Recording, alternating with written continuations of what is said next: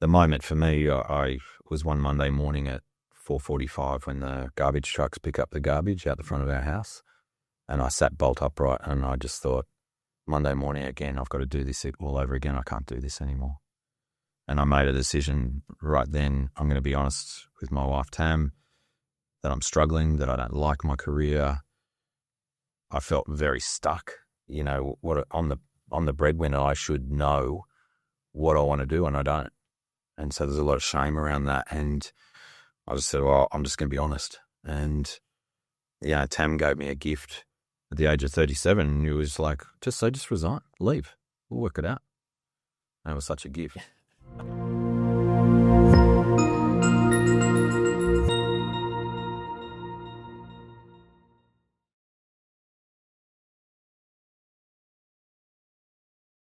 Welcome to another episode of Rack the Brain, the podcast where young minds learn real-life skills that go beyond textbooks.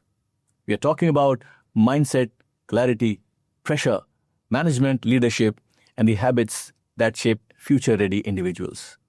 Today, I'm joined by someone whose life has been a masterclass in performance, purpose, and transformation.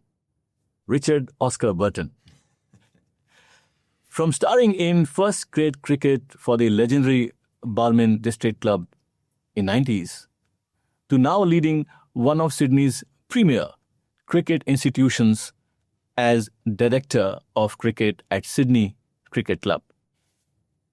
He is coaching, mentoring thousands of executives, high school students, and young cricketers on how to thrive in life. Richard's journey is one of grit, growth, and giving back.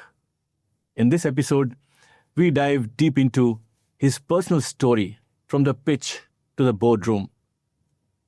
What sports really teaches us about life, dealing with pressure, and achieving our potential. How we all, young and old, can uncover our purpose and design careers for a fulfilling life. And his advice for the next generation of leaders, athletes, and change makers. Whether you are a student, a parent, a coach, or just someone looking for inspiration, this episode will leave you richer in mindset and meaning. Richard, welcome to the show. How are you? Oh, I'm really well, Avi. Thanks very much for having me. Lovely to have you as a guest. I know we have been talking about it for quite some time now. Richard, I want to start with your childhood. How did cricket happen to you? Really excited to know your story of coming into the cricket. Yeah. Now, I've been really looking forward to talking with you about all things cricket and business and basically about human potential, which I'm really passionate about. So thanks again, Nabi. So cricket for me, I grew up in Rydalmere, not far from here.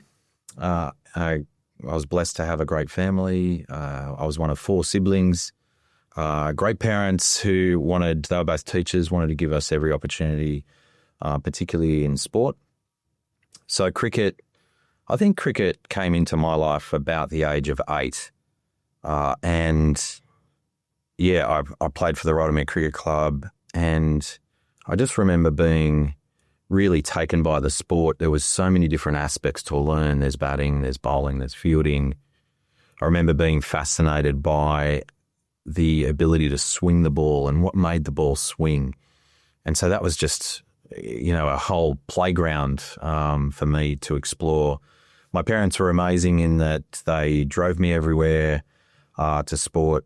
And, one of the earliest memories I had is I would swim at Parramatta Pool at 6:30 in the morning on a Saturday morning, do some races, and my parents would take me from the pool to the cricket game, wherever that may be, and I'm getting changed in the car and I'm running out on the field just in time.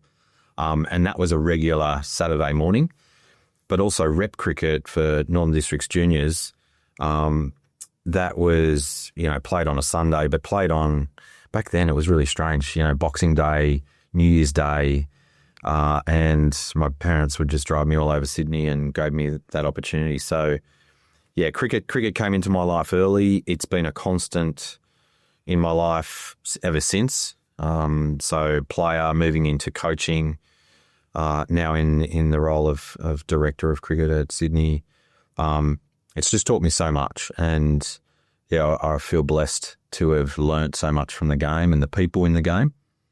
And so, I feel like it's really important for me to pass on as much as I can to the next generation, to whoever, is keen to learn. It's been a blessing. Coming to your parents taking you around, I think that's what you and I are doing nowadays. Absolutely. For a long time now. Yes. Yeah. And in fact, today's kids, they play multiple formats. So yes, I know that, but looks familiar to you because your parents used to do it for you. Yes. Yeah. Richard, you have played Premier Cricket for a long time. So how long did you play, and some of the highlights and the lowlights of your game? Yeah, so it was called Balmain District Cricket Club back then, Balmain District Cricket Club. So the Tigers. So playing at Northern Districts Juniors, Balmain was a successful club. They had Fred Bennett, who was the chairman of the Australian Cricket Board at the time. It was a very well-run club, some really strong first-grade players. And I remember them coming into Northern Districts Juniors and inviting players to come and play and trial. So for me, that was quite an amazing thing. And so I was always looking to play for Balmain. And Drummoyne Oval was just an amazing place, I thought. So I started in 1989 in Green Shield. I was selected in the Green Shield side. So from Green Shield, I went to a private school in Sydney, Barker College. So I was playing for Barker, but my son's doing the HSC. I'd be playing grade cricket whenever I could. Through the HSC, that was equally as important to me. And so I just kept playing from that point, from 1989 to 2008, where I retired. And then I had a break for a couple of years after that, and then moved into coaching in 2010 for 4 years, back at what was then called Sydney Cricket Club, not Balmain anymore, because of the partnership with the SCG Trust. So, and ever since then, 2014 to, the next 10 years, I've been coaching junior cricket, and I just absolutely love coaching the juniors. You see the potential of these young kids. You see the joy on their face when they learn a new skill and they can actually do it. That's enormously rewarding for me.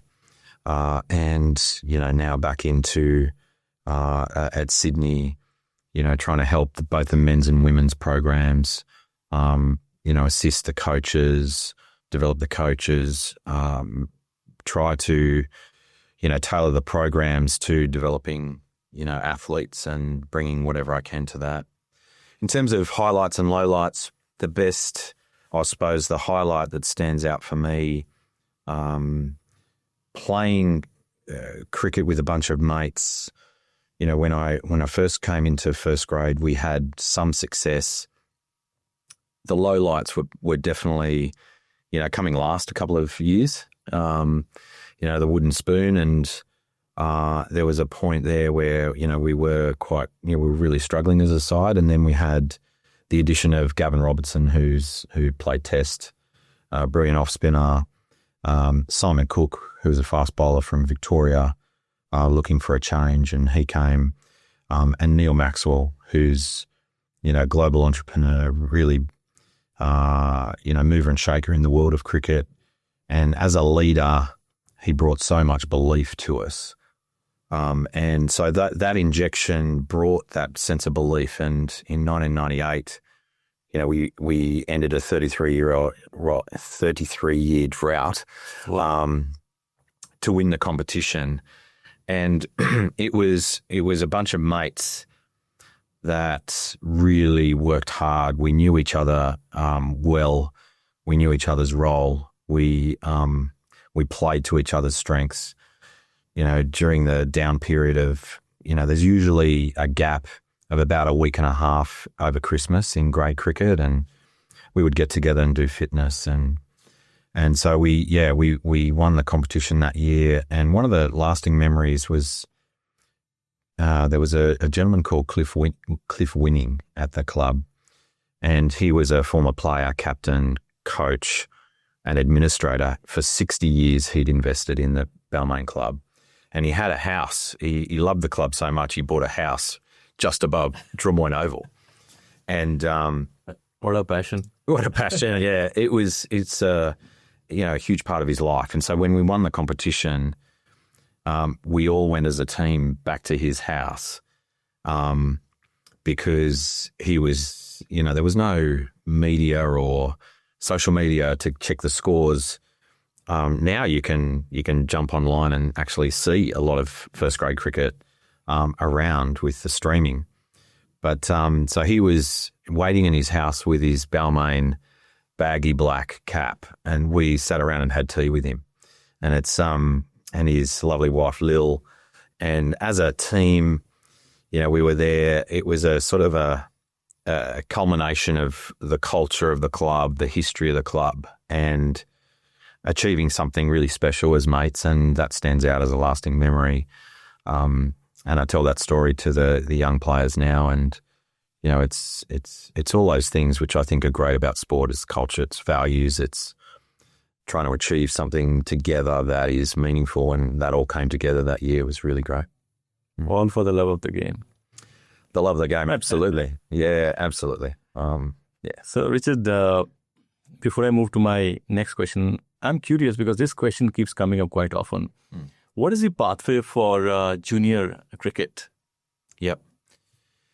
So Cricket New South Wales in July changed the way that they think about pathways. They moved from age-based selection, so New South Wales under 14s, 16s, 18s, to an academy which is 19 to 23-year-olds, where they're focused more on the skill of the player. So 19 to 23-year-olds, they've got specialist coaches bringing out those skills in players, and they've moved from that age-based. So there's some different views. Some thought the age-based actually gave a good pathway. The way that this pathway is moving is a more of a reliance on grade cricket, because players who come into grade cricket clubs and perform can then be added to this academy. So it's a squad of 40. They've currently got 33 in that squad. And based on performance in grade cricket, they can add another 7 players to that squad. And I think the positive of that is that you've got 20 clubs around Sydney, 5 grades. So you've got, if my maths is correct, around 1,100 players in grade cricket. So you want to, and actually there's 6th grade in some instances. So there's probably more towards 1,500 players playing grade cricket, all with ambition. And so performance in grade cricket going up to being selected for New South Wales Second 11, New South Wales Colts, or this academy, I think is a really positive thing. To contrast that in England, we've got a Callum Green who's a coach out from Surrey at the moment at Sydney, and he talks about the fact that club cricket in England is just club cricket. If you're not in an elite pathway through the private school system when you're young, you never get looked at. So you've got all these players playing club cricket who might have aspirations, but they've missed the boat. I don't understand that as a good pathway. And the other thing about age-based, someone might look good in the nets and have a nice style, but they can't actually make runs in the game. Yep. So you might pick on aesthetics and someone who looks good, but not so much the batsman that looks ugly but scores hundreds, yes, who's tough, And so I think this move, there are a lot of positives. I think with grade cricket, you want to incentivise all these players to reach their potential.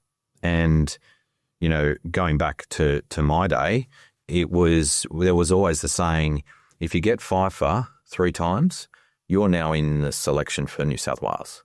If you get 100 3 times, people start to focus on you. And it quite often was selectors from interstate. So Tasmania selectors would be looking at, grade cricket and saying, well, this guy's got 300, New South Wales aren't picking him. And so a lot of players actually went to Tasmania as a result. So, yeah, that's the shift in the pathways. There's a lot of positives, in my opinion, about it. And I really do think you've got to incentivise that pool of talented cricketers to why can't they make it at 27, where they're a late bloomer. I really believe in that, and you want to incentivise those guys. Yeah. Right. I forgot to ask, Richard, were you a batting all-rounder, bowling all-rounder? How did you? So I was a swing bowler, opening bowler, and I batted 7, 8. Yeah. And what was your best in terms of wickets? I had some good days. A semi-final where the pitch had a bit of green in it. Against Sutherland, I got 7 wickets for 20, and that was a good day. It was a really good day. Yeah, I had plenty of bad days, so we won't talk about those. When there's no green on the wicket, I kind of go to fine leg and go missing. Yeah. But if there's green on the wicket, my job was to try and get swing and seam and make the most of those conditions. So yeah, I had some good days. Yeah, great. Richard, you touched upon the beauty of cricket being playing with the mates, learning from each other, winning and losing as a team. What were some of the biggest life lessons you learned while you were playing the Premier Cricket? Yeah. And how did it help you in your professional career? Yeah. So as you play grade cricket, there's a number of things that can be really challenging. You're dealing with really good players, so dealing with the pressure of performance and being able to not just develop your technical skills, but your tactical skills and reading the game and actually performing, but also your leadership and your mental. And so the higher I went, the more particularly the mental game became important. So lessons around mental performance, were something that was really important. Dealing with setbacks like injuries. I actually had a lot of injuries, unfortunately, muscle tears, stress fractures in the back, fractured fingers. I had a pretty bad run. But so coming back from those injuries, there's Pat Cummins has got it at the moment with a back injury. You, depending on the severity and the length of the injury, it can be really challenging mentally to keep. I've now got to rehab, recover, get my form back and get selected again. And, after 5 or 6, injuries, you start to go, how am I going to do this again, climb the mountain? So dealing with that. The other thing with grade cricket is, unless you're the 1% that can actually make money out of the game and professionally, you've got another career that you're building at the same time. And I remember for me, I was in a leadership position in the corporate world, going to training, and I would carry the stress of work into cricket. And so the two were, one was poisoning the other, so to speak. And so I needed some mentorship around that. And one person said to me, the moment you step across the grass onto the field, that's your field of dreams. You choose to play cricket. That's your place where you can have fun and enjoy it and be with your mates and whatever. And I realised that I'd been treating cricket as a job as well, to get selected and, I've got to hold my position in the team and, that can be exhausting. You go from a kid and I remember if a Saturday cricket was rained out, I would cry, because I just so wanted to play. And when you get up and you've had a busy week at work and you're like 26, 27 and your body's sore, you go, it's raining, you're doing cartwheels going, I get a day off. And so I had to reconnect with the joy of cricket and the fun of cricket and make sure that it's not a chore and it's a job, but it's a joy to play cricket. So there's some of the challenges that I certainly learnt along the way. Who were your role models when you were playing cricket and you looked upon and you wanted to emulate or kind of... From a bowling perspective, Richard Hadley was, from a skill perspective, I remember watching him and the craft of his outswing and inswing, and I remember him at the Gabba getting 9 for 52, and I was watching that against Australia and I was actually enjoying it, even though I, want Australia to win. I just loved watching Richard Hadley. So I admired that. And so he was a role model for bowling, I would have to say. I suppose there's been plenty. The character and the spirit of cricket is so important as well. And so the way people conduct themselves on the field, there's a range of players that I admire over time. Someone like Kane Williamson in New Zealand, the humility that he has. There were players like that, I'm sure. They're not jumping out at me at the moment, but it's how you play the game, and that's really important. Pat Cummins, for example, I admire the way he plays the game, and particularly how he's focused on the joy and we're playing a game here. Let's not forget that you have a good time, you want to play for the right reasons. What did you say? For the joy of the game, and so, the people that were like that were my role models, as I grew up. Yeah. Which you shocked everyone by giving up your corporate career at the age of 37 and starting all over again. How did that happen, and was it the right decision? Yeah. So there's a few things to talk about from a career perspective. So I see a lot of kids at the moment now leaving school and having no idea, and that was certainly me. I had no idea what I wanted to do. I don't know. Did you know what you wanted to do from a young age? Well, I was feeded on what I should be doing without knowing whether I loved it or not. Yeah, right. So, but you're right. It's when I talk to youngsters, what do you want to do? We'll see. Yeah. We'll see. Yeah.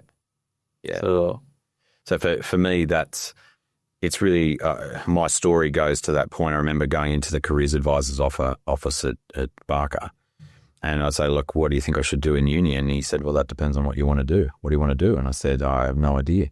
He said, well, when you work that out, come and see me. And I walked out going, I'm a failure. I don't know what I want to do. But how do you know that? How does anyone know what they want to do? Exactly. Then HSC comes and goes, and then my results came out, and the UAC form, the UAC book, the university application book is so thick. And I'm looking through it going, I have no idea what I'm going to do. I like playing cricket. I'd like to have a career in that. And so I threw a tantrum, gave it to mum and walked out, So I relied on my mum to look at the book and she said, property is a good career and a good course. You've got 18 different careers you can choose, so you're not locked in. I said, let's do that. Good call, mum. So it's an embarrassing story. But so then I go to uni, land economics, property. Then I fall into my first job. And for me, it was like I just got on the highway and just kept driving in my career. I didn't think too much about it. Promotions came. I said yes. I just said yes to whatever came my way. And then I was working in property funds management, and all of a sudden I'm managing director of a business. I didn't design it. I just said yes. And I was in that role for probably about 4 or 5 years, and the GFC hit. And so everything was great. I was a culture builder. I was playing to my strengths. I didn't know it at the time, but I was all about just, building culture, creating a good environment for people. And then GFC hit, and culture, the senior people were all started pointing fingers. Culture started to fracture. There was mass redundancies. And all of a sudden it was like, driving on the freeway, I hit a brick wall, and I just was questioning everything. I was like, the stress was enormous. I was at my desk at 5:30 in the morning, coming home at 7, getting to see my young kids for about 30 minutes before they went to bed. And that was just over and over. Every weekend I'm playing first grade cricket and I'm trying to prepare for next week where I'm presenting, and the stress was just enormous. And so I started to question things, but to be honest, I hid it from my wife and from others for probably about 12 months, that it had got to the stage where I was really hating what I was doing. And the moment for me, I was one Monday morning at 4:45 when the garbage trucks pick up the garbage out the front of our house, and I sat bolt upright and I just thought, Monday morning again, I've got to do this all over again. I can't do this anymore. And I made a decision right then. I'm going to be honest with my wife, Tam, that I'm struggling, that I don't like my career. I felt very stuck. You know, on the breadwinner, I should know what I want to do, and I don't. And so there's a lot of shame around that. And I just said, well, I'm just going to be honest. And yeah, Tam gave me a gift at the age of 37. It was like, just resign, leave. We'll work it out. And it was such a gift. I agree. A lot of stress taken away from your heart. You've been planning how to disclose this, and then Sheldon says, go ahead. Just go, yeah. Just like, who said you needed to be the breadwinner? And, we'll work it out. And that was just a freeing gift. And from that point, I did manage an exit from the employer. And to me then, at the age of 37, really, when you look at career is a 50-year investment of our life. When you start at around the age of 20, we retire 70, 75 now with, is so-called retirement age. There's 50 plus years of your life. So at 37, I had another 37 years to go. So to me, it didn't seem like a big risk. It was like, I'm wasting time doing anything other than what I'm here to do. The challenge for me was, okay, how did I get here? My mum filled out my uni application form years earlier, 20 years, 17, 18 years earlier. How do you actually do this? And so my quest became, how do you design your career? How do you know? And to me, it came down to three questions. What am I naturally really good at? What am I passionate about? And what is my purpose? And those three questions, I wasn't looking for a job at that stage. I was on this quest to answer those questions. And I uncovered, by answering those questions, I uncovered purpose, which to me is what people are uniquely designed to do for the benefit of others. And so I wrote down a life purpose statement, which was to help bring talent to life in people so that they can realize their true potential. And that reorientated my whole life to think, how do I bring that out in people? How do I do this? And so the purpose came first. And then I started to look at ways I could design career that brings that out. I looked at counseling, coaching, teaching, any career that could help people unlock their potential. And I remember circling coaching and thought, what does that look like? How do I become a coach? So that's, I know it's a long story, but that's the journey. And now I actually help people, young people, students, or executives, particularly going through redundancy, where they're at this turning point, to take a different view of career and to be the designers of their career, not just go and get the next job. And we can talk more about that if you want. But yeah. Coming back to when you're talking about you almost hit a wall moving on the highway, reminds me of one of my interviews with the MasterChef UK finalist, who said that one fine day I was like, what is the purpose of my life? Do I really want to keep doing what I'm doing? He was the vice president in a big financial company. Yes. And then he resigned, and then he participated with conviction. He said, I'm going to try it. He participated in MasterChef UK, where around 25,000 people applied.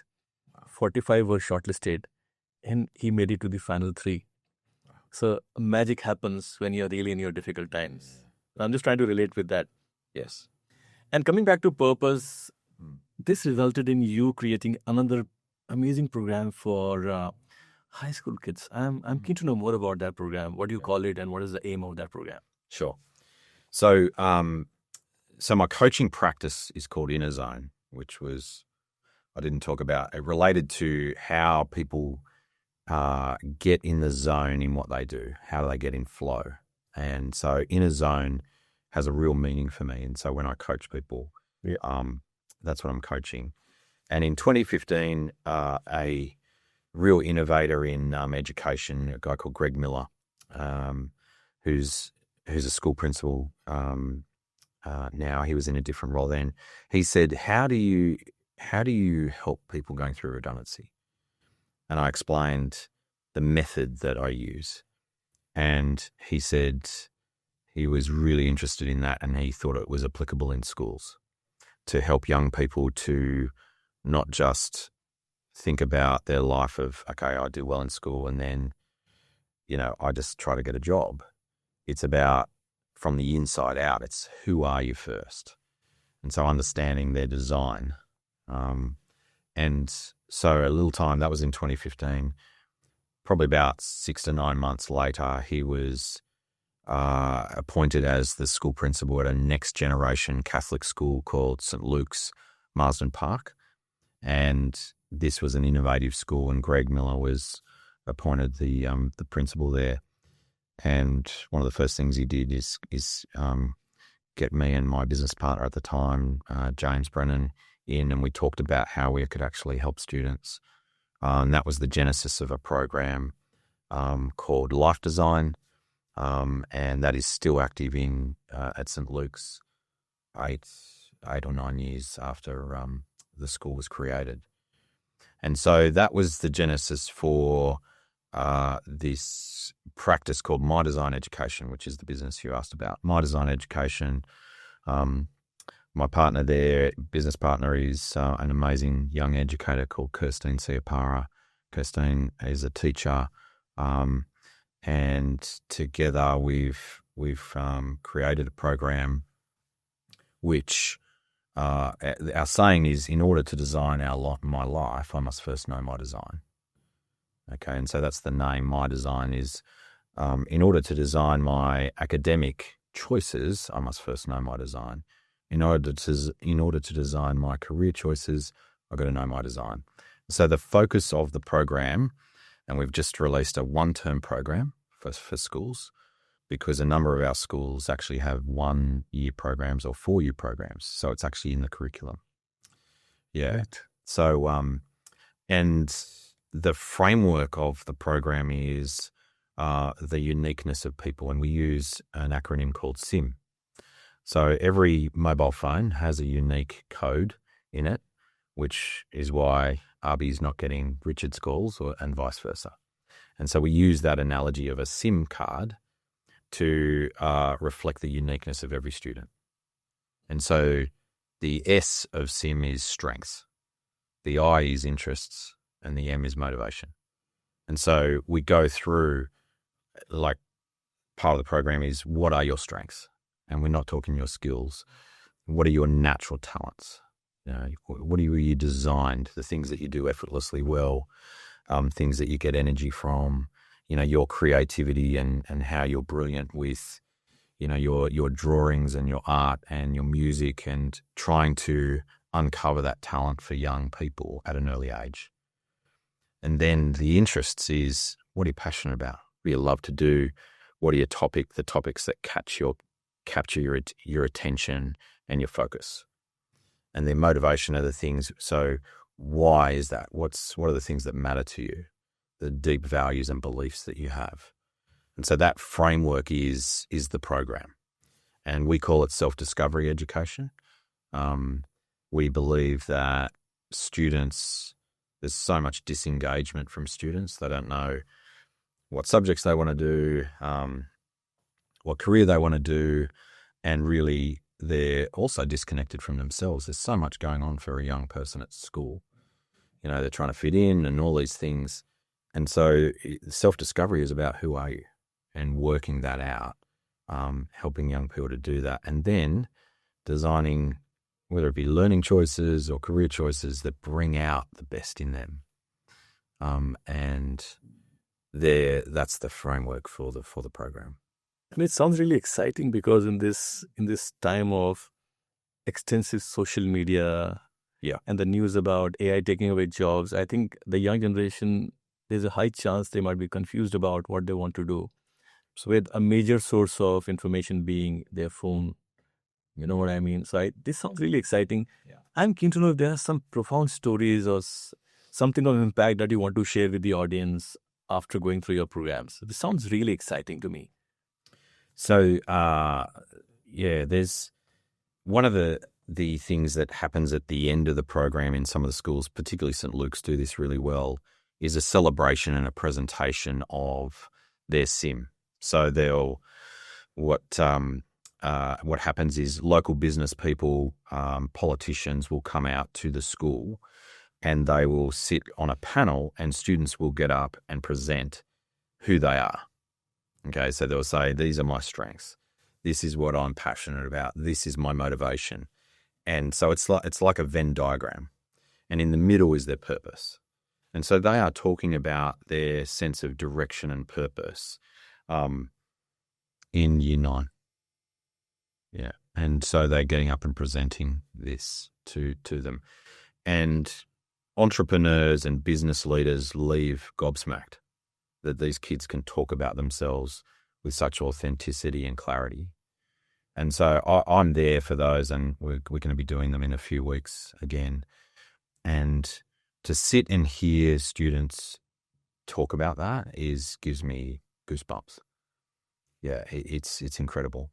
There's one lady, particularly young lady, who talked about the fact that she wants to be a beautician, but it's not because the job appeals. It's because her purpose is to empower people to be confident and be sure of their inner beauty. And to bring that out, she wants to be a beautician, amongst other things, to reflect that purpose. And that's not a job, that's a calling. And that's my direction. And that just blows people's minds that young people can talk like this. So they're the moments that I just sit there and think, this is making a difference. And certainly it's not perfect. A program, we've made heaps of mistakes and we keep learning, but the intent is really helping people with self-discovery. And that's a joy. I'm just trying to imagine a youngster in year 9 trying to write down their purpose, the why of what they want to do. Certainly not easy. No. Not easy for you, not easy for the child, but look at what comes out of it. As you mentioned that people are really impressed with the outcome, and at least to the fact that there is something the child has to talk about. Yes.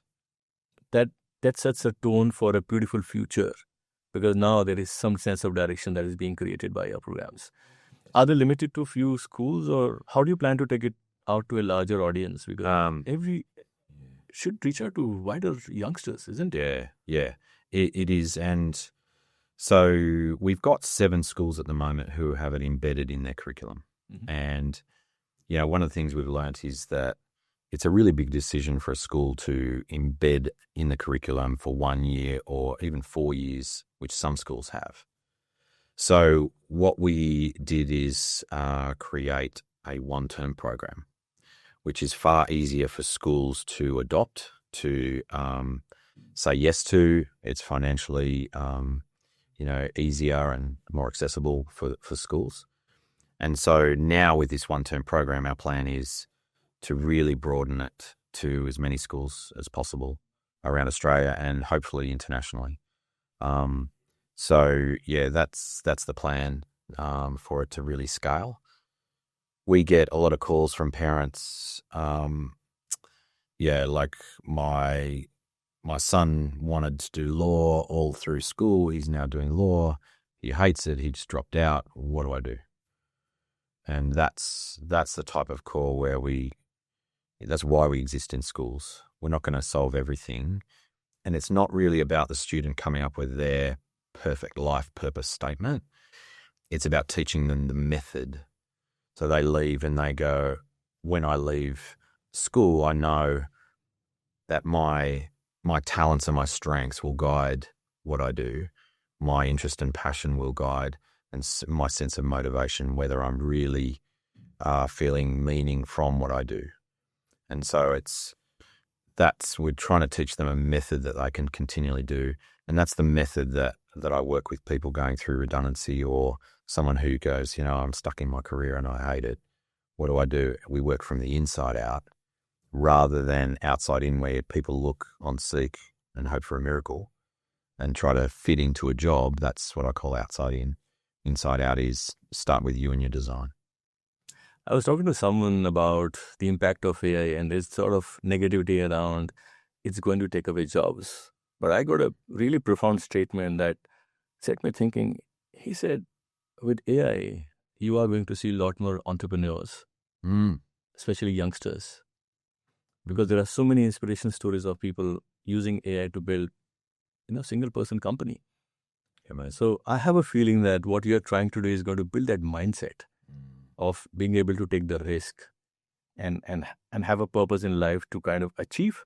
Yes. And obviously you are that North Star. Your programs are that, North Star to help them believe in themselves. Coming back to your transition from an elite player to now the director of Sydney Cricket Club, how has this transition been for you, both emotionally and professionally? So I learn't when I was head coach 2010 to 2014, it was like running a business. And cricket and business have kind of done that throughout I've learned a lot from business that I've applied to cricket. As a young leader in business, I was applying things that I learned in cricket, like how to build teams and how to, get everyone moving in the same direction and those sort of things. And so coaching a cricket club is a seriously challenging thing. It's like you've got 80 players. It's like, I've got 80 people in my business. How am I going to get them all going in the one direction? How do I give that person attention, etc.? So that's helped me to think about this role and try to be more intentional about how I go about it. How the role, I didn't apply for the role as such. I was involved facilitating the strategy for the club 12 months ago, and I was just really trying to help. How does the club position itself for future success? That was a really interesting exercise, and what came out of it was a focus on young development is really important. And so I completed that strategy, helped the board with the strategy. I then learnt that the head coach needed some help at the end of last season. There wasn't, he needed some help with resourcing, and so I went there as to support him, and I got to see what was going on around the club and how big a job it is.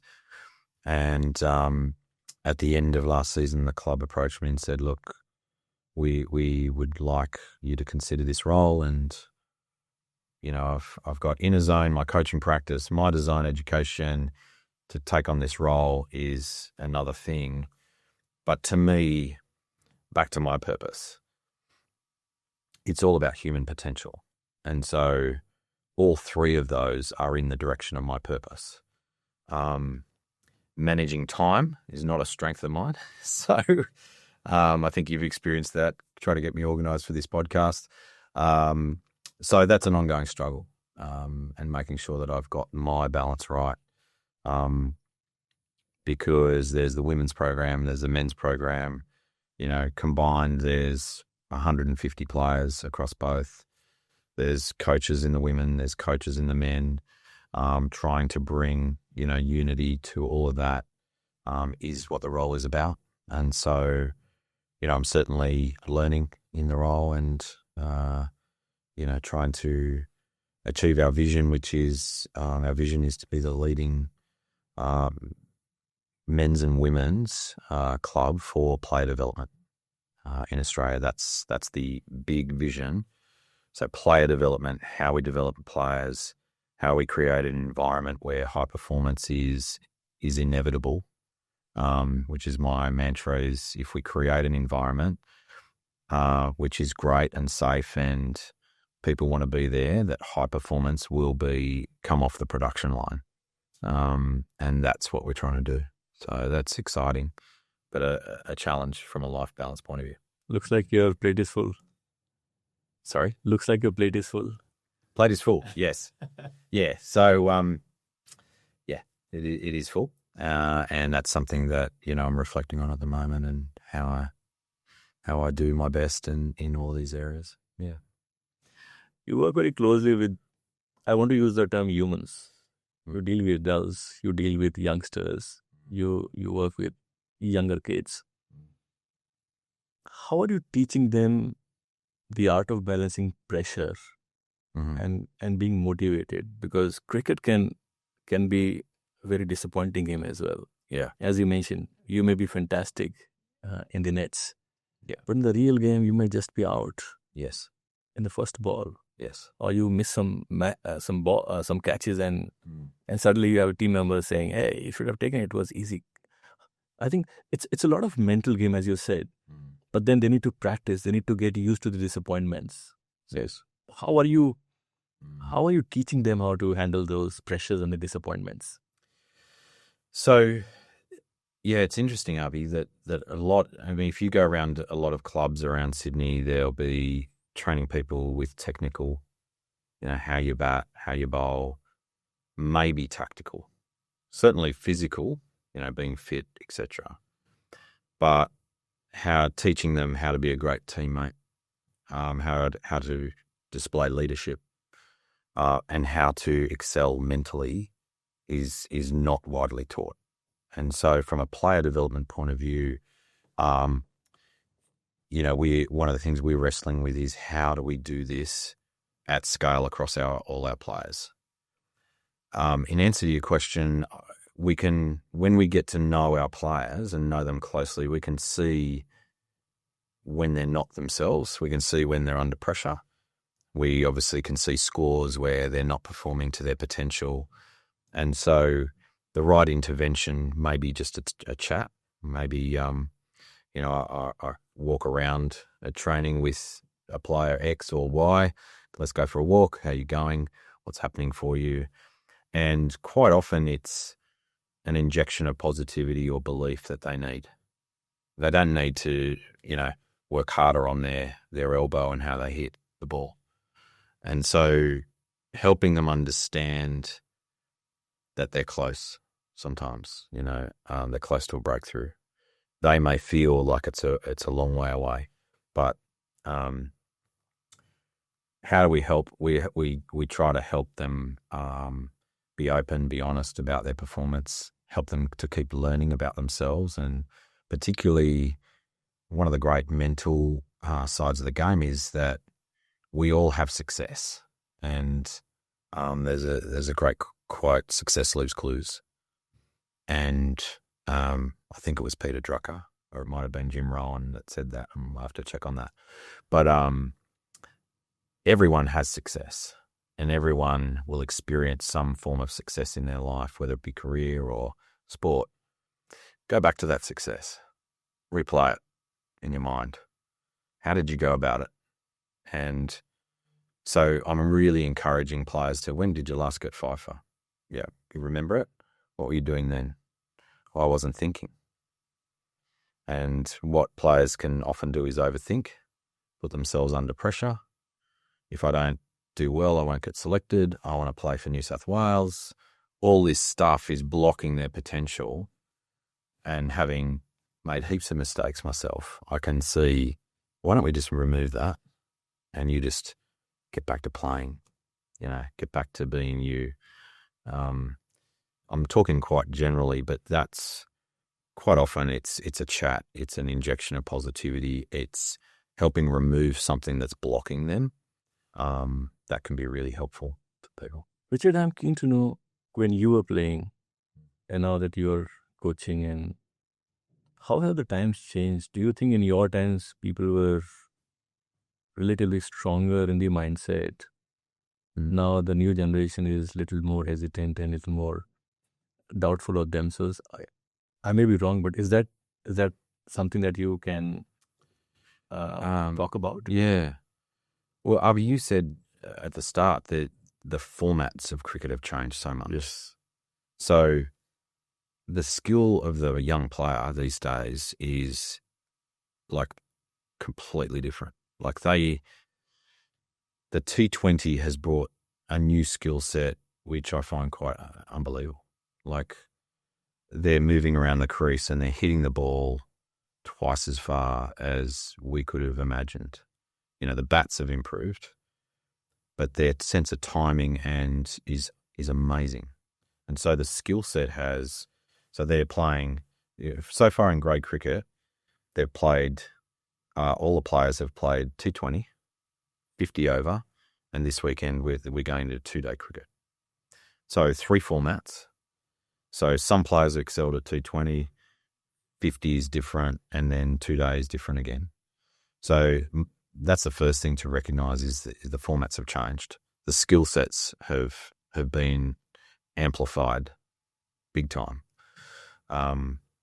What I would say is that because of the multi-formats and because of the global expansion of IPL and these sort of things, which is only just starting, what world cricket will look like soon is going to be different, I think.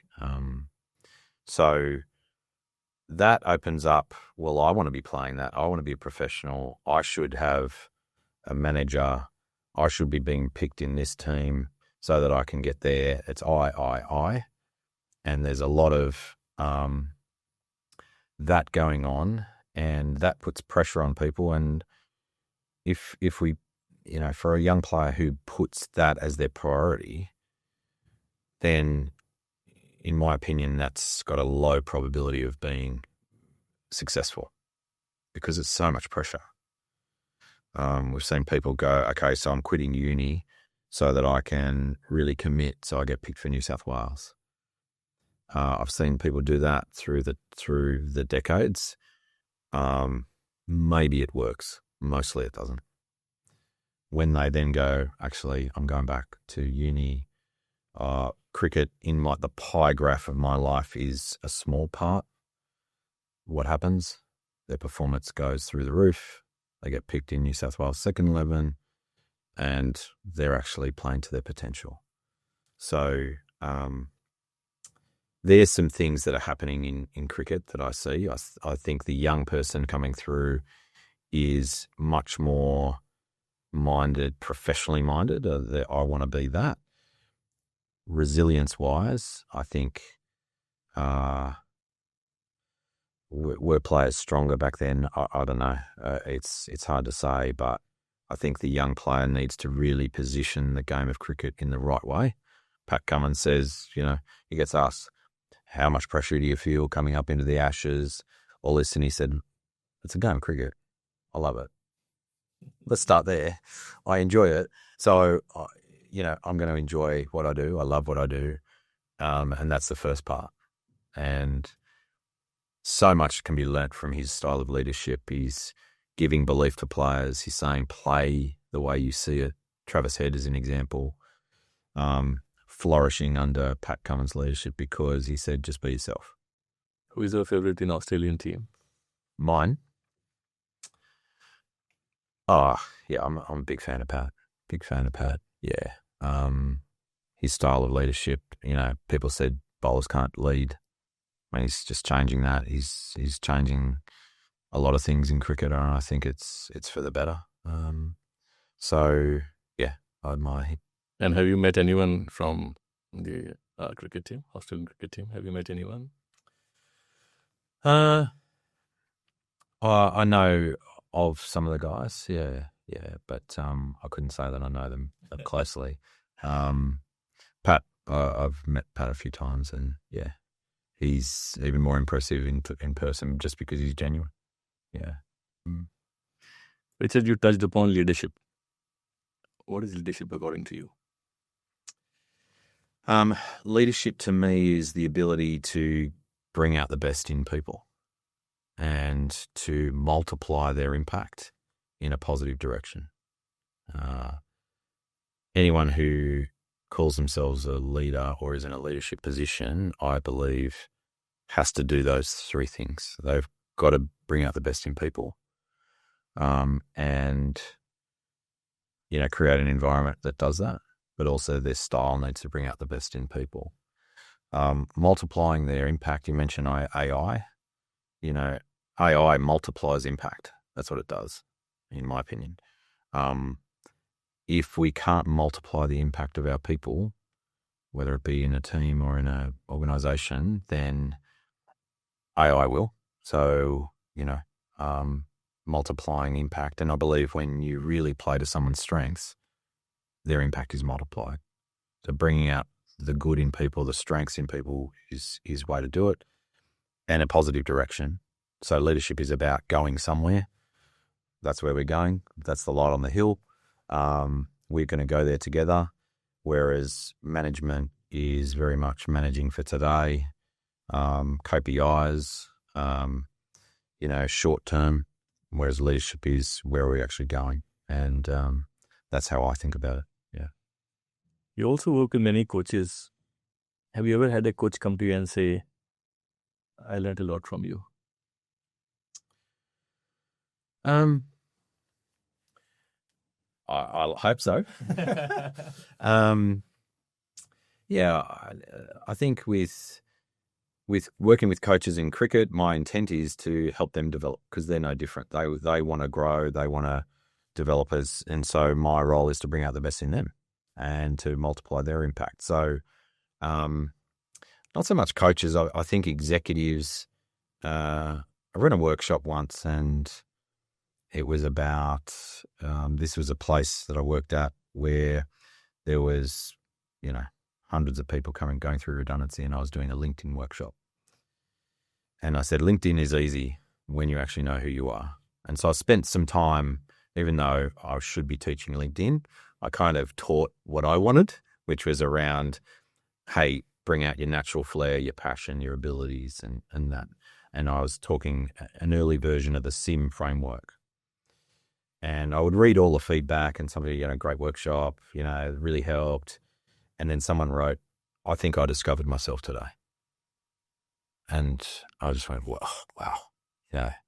If that's the impact of this, it's not about LinkedIn, LinkedIn is about representing who you are professionally. But if I can help someone discover who they are, that's really meaningful for me. So, yeah, that's the difference I want to make. Yeah. Get a bit emotional about that. I want to give you some feedback. The other day, Kavish was out there for training, bowling training. I met one of the coaches, and you are his coach. And he really had high words for you. And he loved your natural style of making people comfortable and making them believe that you are cut out for bigger things. Yes, nice. Thank you. Takes me to the other question. Cricket has been your life. Cricket is something which I'm sure you dream about. It comes to your dream as well. Working with coaches, players. In your journey and working with so many kids, what are the top 2 or 3 skills that you have seen kids develop over a period of time? So what I mean by that is, for example, leadership. Some kids have it naturally in them. Yes. But most people struggle with that. Working with kids over a couple of years, what are some of the skills that you see have developed because of cricket? Yeah. So young, I would say, teaching or coaching in junior cricket is, as I said, really enormously fulfilling, because you teach them how to catch, for example, and you see them do it and they're just amazed. Oh, I can catch, hold your hands together with spider fingers, catch the ball. And they're like, oh, it works. And so you're moving from skill to, from an individual point of view, to actually a point where they actually start to realize, the only way I can be successful is if my partner down the other end is successful. So if we're bowling in partnerships or batting in partnerships. So this mindset of young kids starts to go, I need to connect with others.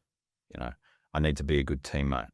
So the skills that I see young players that really have that X factor is they start to think about others and they start to actually encourage someone else to perform. They start to lead themselves better, organize themselves, be accountable for how they show up, which I think of leadership as, awareness of self and leading self, awareness of others and leading others. And so the skills that I see young people develop is very much, I actually start to know myself and I know my impact on other people. And now I'm bringing the team together or I'm encouraging someone else. And I see them start to do that and I'll go, yeah, there's a young leader and it's natural and it's genuine.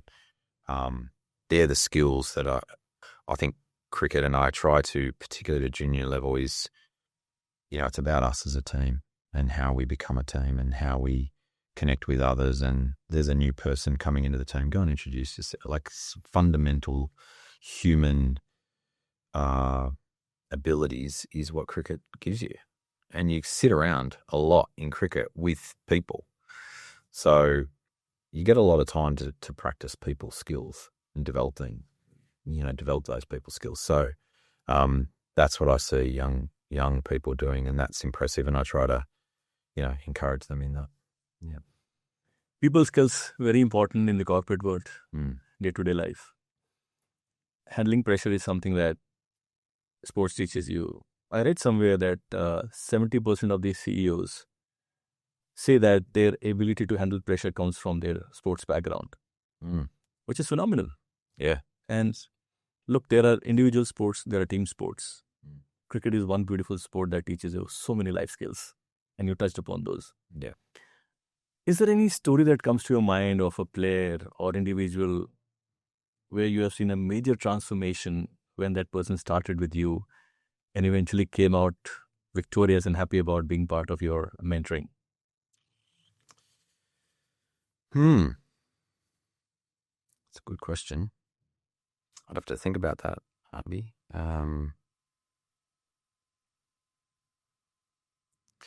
I think I could certainly talk about executives dealing with pressure and leadership. I think that in the corporate world, it's worth making a comment about the corporate world and sport. And the corporate world often refers to sport. A lot of organizations will talk about high performance.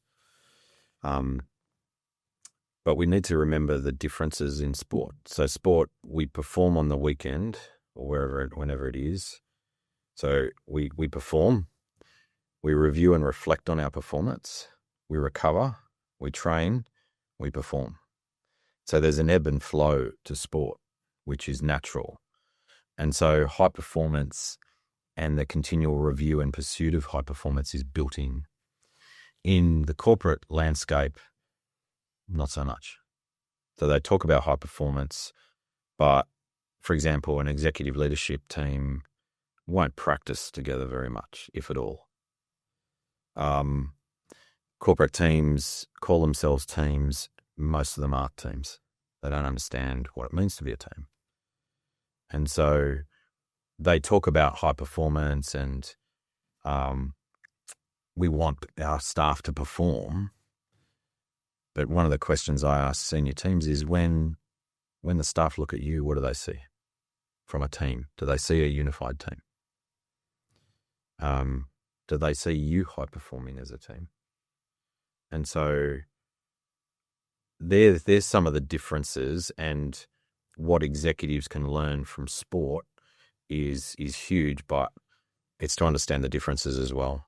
And that whole element of team is one of the biggest things that I think that the corporate world can learn and needs to learn is it takes work to be a team. Just calling ourselves an executive team doesn't make us a team. The sporting world is working really hard on team dynamics, culture, values, improving individual performance, but collective performance and partnerships and those sort of things. That's a huge commitment that the corporate world probably doesn't see and can learn a lot from. And that's certainly what I try to help executives understand. Yeah. Makes sense. Really makes sense. Mm. I want to touch upon the new formats that you mentioned about, the new formats of cricket. Yeah. Which also means that we are trying to be superhumans, working under extreme pressure. Are you seeing that going up? The young players taking a lot of pressure off, especially when they are in a, let's say in the semi-final or the final. That is a natural emotion that comes, but then that emotion needs to be channeled properly. Mm-hmm. Are you seeing a lot of it happening nowadays? And how are you teaching these young players to deal with that extreme pressure? A lot can go wrong if you take the stress on yourself. Yes. Brad Cummins says it's just a game. Yes, but then how does everybody learn and and build that spirit of, hey, it's just another game. I need to give my best. Yeah. So it's interesting because particularly pressure. One of the things that I've noticed in rugby league this season. You a rugby league fan? Do you like rugby league? So something. Yeah. We're in Parramatta right now. I'm a Parramatta fan. I have been for a long time, and so I follow it quite closely. And every single team in the National Rugby League competition, during, like, if there's a break, we've scored a try or whatever, they're in a circle and they're doing 3 deep breaths, and you see them all. They're doing this, and why are they doing that? Why they're doing it because they're trying to let go of what happened. They're not thinking about what's next. They're trying to be in the moment. And when it comes to a cricketer who's dealing with performance, they don't actually, I'm not sure that many, and this is something that I need to get closer with the athletes of today, do you actually understand pressure and what's happening in your mind when that's on? Because I know rack the brain is, your understanding of the brain, but with the amygdala hijack, which is, if it's under pressure, I'm initiating fight or flight. My decision making is going offline. Yes. And so an athlete who can even just understand that's what happens in your brain will be, okay, so how do I control that? Okay, one is breathing, but the other is taking away this, for example, scoreboard pressure. I'm going out, we need eight runs and over. The scoreboard is now this piano on my back that I have to deal with. And so helping people understand that is really important. The athletes that I've worked with, mainly mentally, where they go, I was just still, I wasn't thinking about anything, and I scored 100, and I'm like, that's the blueprint, right? That's your playbook now. So, a quick story: Dean Jones, the amazing batsman who's since passed, sadly, he came to our cricket training at Balmain once, and he said, "You see, this is my exercise book." And he brought it, and he said, "Do you know what I write in my exercise book? I write about all my successes. I write about the times when I've done well, because the high points in cricket are there, but there's a lot of low points. And when I'm in my low point, I read about my high points. I read about how I show up. I read about what, I write, what was I thinking? Quite often I was thinking nothing. I was watching the ball. It was me and the ball. And so all these success leaves clues, is they're writing this. And Dean Jones was saying, that's what I write. If you're not writing that, you're not going to develop your game. And that really stuck with me. It's like, I need to keep reflecting on success so that when I'm challenged, I can deal with pressure. And most of the times when people perform to their potential, it's because they've kind of doesn't matter anymore, or they've got some psychological state that helped them relax and their talent came forward. And so the job for me in the role or with an executive is to help them understand what the mind's actually doing, what they're capable of, and trying to remove the barriers to bring that forth as much as possible. Yeah. Richard, on a personal level, how do you measure success? What does it mean to you? That's a good question. To me, there's a few elements to it. One, am I moving forward towards my goals? A big one that I find is executives, people running off a task list that is not related to their goals. So for me, starting with what's really important to achieve, am I moving towards that? That's a part of success. Have I stopped and thought about where I want to go? Success to me, so goals, success to me is being on purpose. Am I living in alignment with my purpose? Am I showing up as someone who is trying to bring out their purpose? And my purpose is very much about making an impact with people. So success is, am I making a difference? So yesterday, the last 3 days, I've coached 6 people each day, executives, with 15-minute breaks between. And I reflect, so did I make a difference to them? Did I help them to bring out their potential? Did I help them believe in their own talent? They're the sort of measures of success that I like to have. That's what I believe success is. So this reminds me of a profound statement from Brian Tracy, the motivational speaker. Yeah. He said, the difference between the successful people and not so successful is that successful people write down their goals. When you write down, you look at it, stays with you for a long time. Yes. That's one of the best ways to motivate yourself. Yeah. And are your goals on a mind map, I have to ask? I like to, yeah. And that mind map is growing. Yeah, right. Because once I achieve something, I'm like, what next? Yeah. And I think that's the beauty of reflecting on the past as well as for the future. Yes. And I strongly recommend making mind map for oneself. I've worked with a lot of executives. Yeah. I worked with some bigger Fortune 500 companies. It's almost like a magic where you see, oh, this is where I am. This is where I want to go. Yeah. These are my successes. Yeah. It's almost like a crystal ball. Right. I would say with right training, there's so much you can do.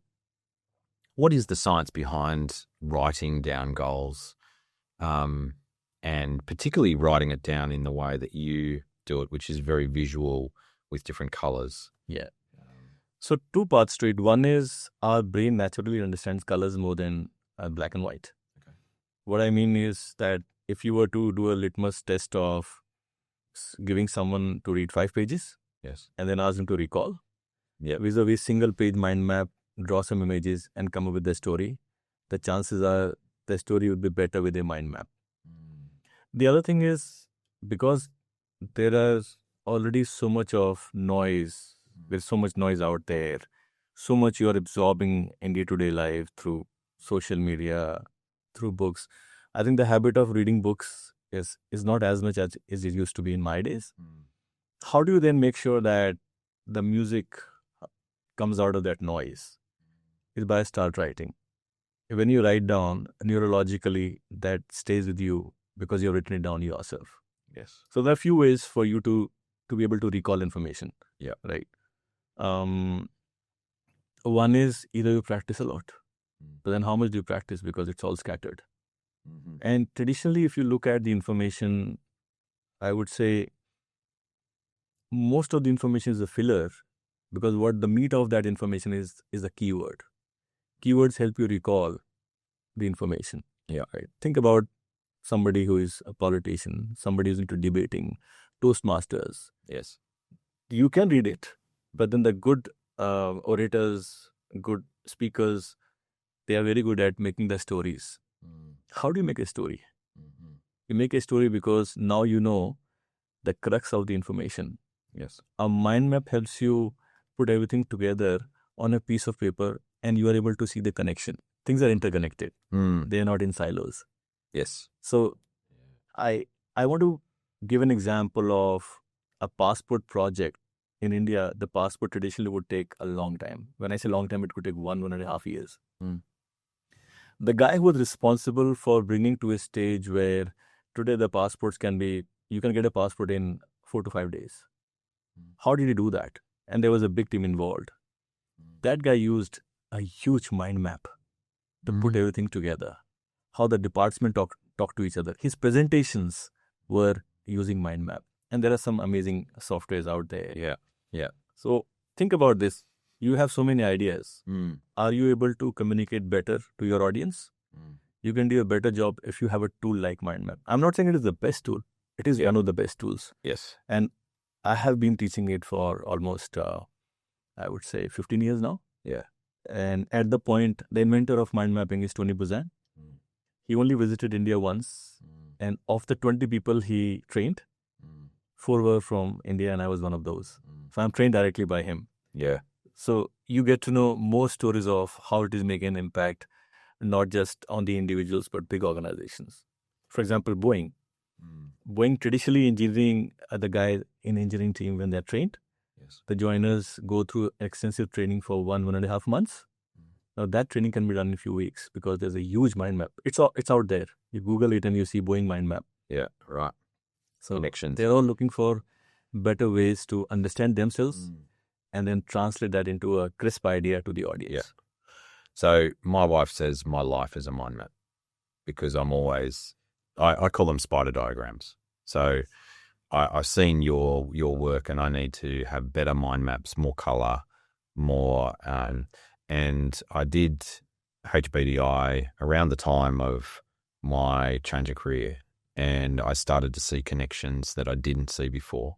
Yes. And so I love what you're saying and I love when you're working with corporates, for example, and you're drawing your art and you're translating what they've said onto what is an art, but it's also connections of ideas.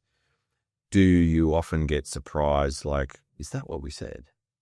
Do you get that sort of, what sort of reaction do you get? So, first of all, and you would agree to that, when you do the programs for the companies, it's not just one department sitting. It's people from different departments, leaders. Yeah.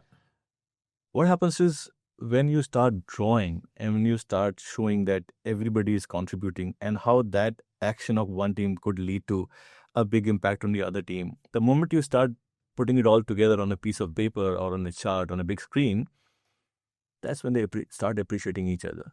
Yes. It's a teamwork. Yeah. A company is a teamwork. And you all are contributing. It's just that you don't know how you are contributing. Right? One action by the finance team can have a huge impact on all the other teams. Yeah. One action by the facilities team can lead to a breakup of entire logistics. Yeah. So when you start drawing, at the end of it, it's like, really, it's almost like that, the wow that comes out knowing that we have been doing it all the time, but we just didn't know about it. Yeah. So I think I have seen the appreciation for each other, admiration for each other, and the clarity. I have seen 2 specific scenarios in the corporate world. In fact, I have used mind mapping a lot to teach children how to work on the weaker subjects. Chemistry is something that a lot of children are not really good at that. Yes. The moment you start drawing the mind map of the concepts, brings a lot of clarity. Physics. Yeah. There is no subject that you can't put mind map on. It has helped a lot to bring clarity and revision. Revision means something where you still need to read from left to right in a book, take a couple of hours. You can actually reduce the time by 20 to 30%. Okay. And do it multiple times. Wow. Right? In the corporate, what happens is, first of all, many executives want to put down their own life. Right. and they can't do it publicly. But they need a mechanism to plan their own goals and keep them in mind. What good is a goal if you can't write it down, you can't revisit it, and you can't track how you are doing on that front? Yes. Yeah. Right. The other thing is people use it a lot for the life cycles of activities. Okay. And how everybody is contributing. Mm. So putting the processes, the project plans, tracking them, how things are going, and you can be very specific because you don't have to write long sentences. Yes. Yeah. I love that translation so that people actually have an artifact that they can see, and it makes, one of the sayings is it makes the visceral explicit. You're translating what is happening and going, that's what it is. And that's transformative, I imagine, and the colors. And so, yeah, I'm fascinated by what you do. I can give you one more example of, you would have heard the Thiel Foundation 40 under 40. There's a program. So they give around $1 million to 40 candidates under the age of 40. Mm-hmm. So there is one of the founders, his partner gave me a call saying that my partner is sitting giving a presentation in next 1 hour. Can you help me create a mind map of his presentation? He had this boring presentation. He said, can you put it on a piece of paper? I said, 1 hour, I can do it for you. Did it. And I'm not saying I was responsible for him getting that funding, but what it did was he presented everything using one slide. Yes. You just need the keyword. And then if you are a good storyteller, yeah, there's so much magic that can happen. But the connection, as you said, connection is, exactly. This segues to that, but the connection with stories, and obviously storytelling is connecting with the human experience and bringing that out. And it's fantastic. It's brilliant. From a left to right speech to something that's transformative. So as they say, let the brain learn the way it wants to learn. Mm-hmm. Our brain is not a straight line. Yeah. Montessori education is an example of that, right? Yes. Yeah. It is a combination of sensory learning as well as visual learning. Right. Not the rote learning. Yeah. So I think there are so many examples of how people are using the visual learning to make things easy for them. Yeah. It actually takes away a lot of stress as well. Yes. And helps reproduce information, especially. So there was one example where PhD students are using visual learning in a big way. Mm-hmm. There are softwares which are helping you learn better. Mm-hmm. And still something that is evolving. I'm amazed by what is happening in this space. Wow. Yeah, I love the Montessori, the autonomy that students they're gravitating to this or that, and they get to see the connections of, oh, you like to build, oh, you're a builder, and that's, I don't have real close connection with Montessori, but I love the concept of it, and I just think with it says a lot in terms of choosing subjects at school or pursuing careers that, you want to gravitate towards. I wonder how we can really leverage those sort of concepts. It's actually the other name for Montessori, if I'm not wrong, is experiential learning. Mm-hmm. Because if you are able to use more of your senses, yeah, your chances of retaining that information is higher. Yeah, great. So, yeah, a lot. There's a lot happening in that space, education space. Maybe for other time. I'm really keen to know more about Inner Zone as well. Yeah, maybe in the next podcast. Coming back to our small world of Sydney Cricket Club, what does the future look like, and what are your plans for the club? So, we, as I said, our vision is around player development and being the leading club for player development. And what I mean by that is, in my mind, the oval that we're blessed to have at Drummoyne has some facilities that we can use to accelerate learning for players, men and women.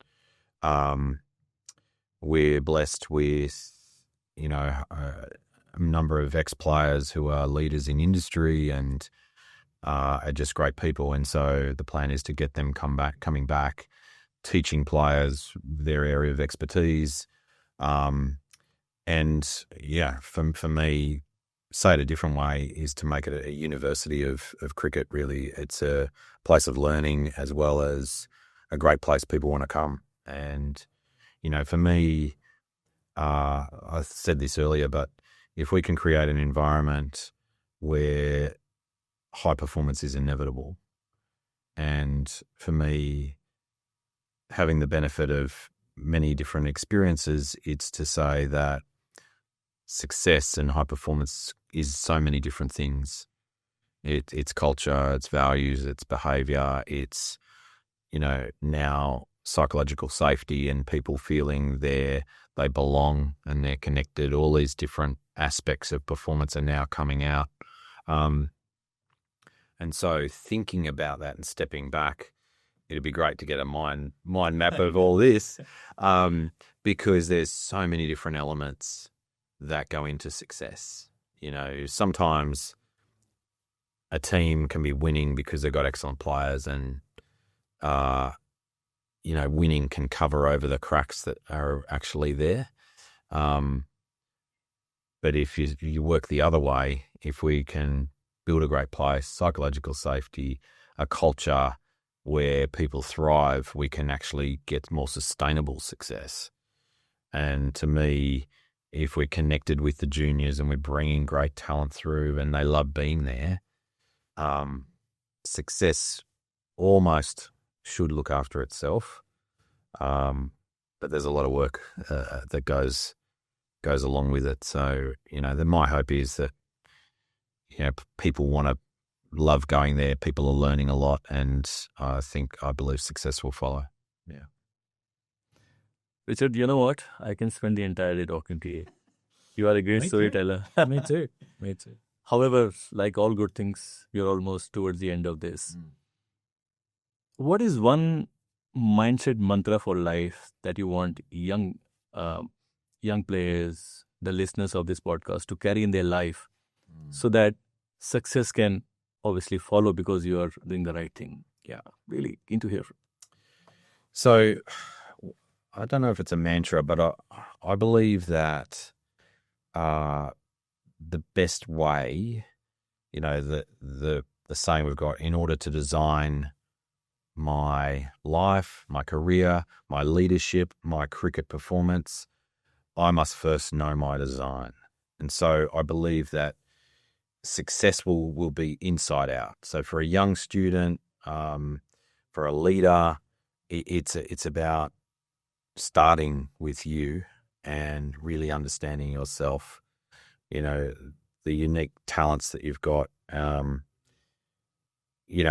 bringing those out in life, whether it's in sport or in any field.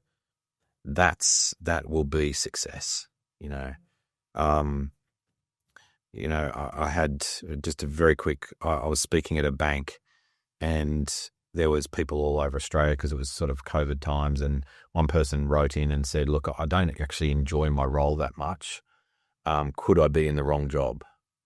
And you could see some of the execs go, don't answer that. And I did, and I said, yes. You inside out, am I enjoying what I'm doing? Am I thriving? Am I using my strengths? If it's so hard and difficult and not enjoyable, you could be in the wrong job. And starting from the inside out is just press pause, invest in who am I? And that's a way, whether it be cricket or business, I believe, is the best way for success. Amazing, Richard. What an incredible conversation.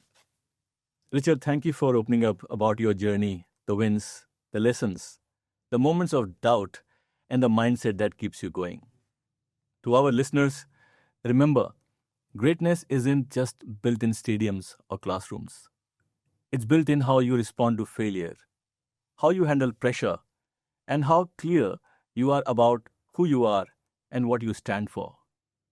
If today's episode inspired you, share it with your friend or teammate.